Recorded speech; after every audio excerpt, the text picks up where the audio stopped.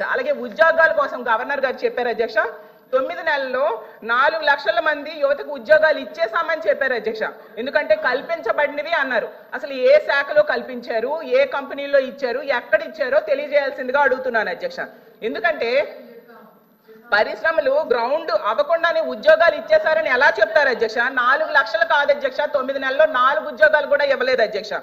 MLC Kalyani గారు శాసన మండలిలో ఒక ఇంపార్టెంట్ ప్రశ్న అన్నది అడగడం జరిగింది.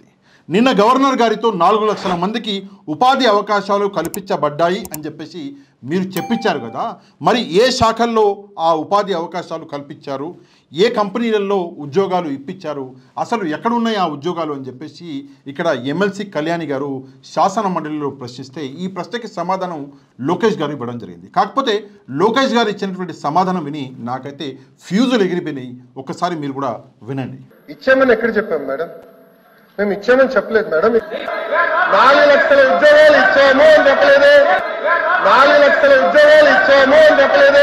ఇచ్చాము అని మేము ఎక్కడ చెప్పాము అని చెప్పేసి లోకేష్ గారు బహిరంగంగా అబద్ధం ఆడుతుంటే నిజంగా నేను షాక్ అయిపోయినా.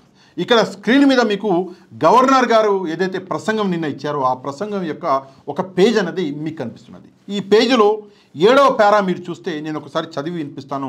మా ప్రయత్నాలు ఇప్పటికే ఫలితాలను ఇస్తున్నాయనే విషయాన్ని పంచుకోవడానికి నేను గర్విస్తున్నాను. భారీ పెట్టుబడుల కోసం Google, Arcelor Mittal steel company, Tata power, Greenko group, GPCL, TCS వంటి అనేక అంతర్జాతీయ దిగ్గజాలను ఆకర్షిస్తున్నాం.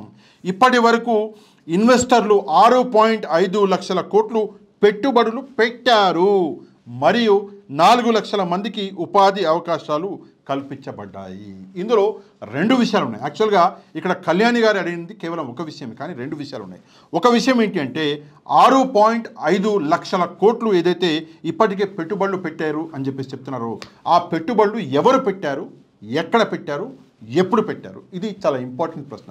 దీనికి కూడా లోకేష్ గారు సమాధానం చెప్పాలి.